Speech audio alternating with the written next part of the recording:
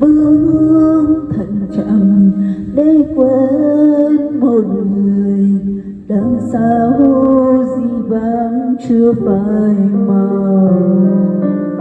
Hai nhìn về nơi phía xa chân trời để thấy anh bình minh.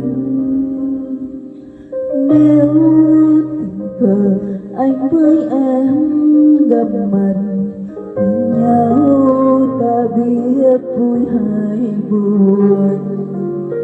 Nếu một ngày trông thấy em trên đường nhìn em, anh có cười không? Anh giờ ra sao, rất vui hay đang buồn?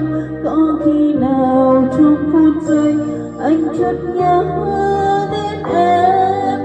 Em thì vẫn thế, vẫn yêu anh như ngày nào, vẫn là người luôn dõi theo anh mà thôi.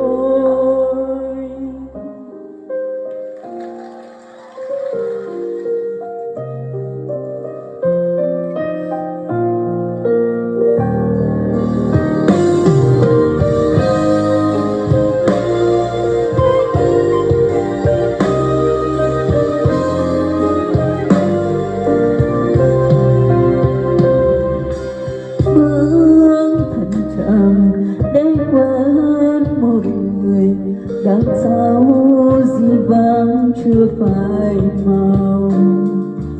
Hãy nhìn về nơi phía xa chân trời để thấy anh bình minh.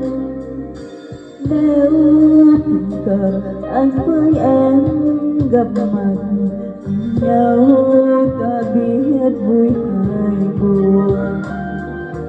Nếu một ngày trông thấy em trên đường nhìn em, anh có cười không? Anh giờ ra sao, rất vui hay đang buồn? Có khi nào trong phút giây anh chợt nhớ đến em? Em thì vẫn thế, vẫn yêu anh như ngày nào, vẫn là người luôn dõi theo anh mà thôi. Anh giờ ra sao, rất vui hay đang buồn? Có khi nào trong phút giây anh chợt nhớ đến em?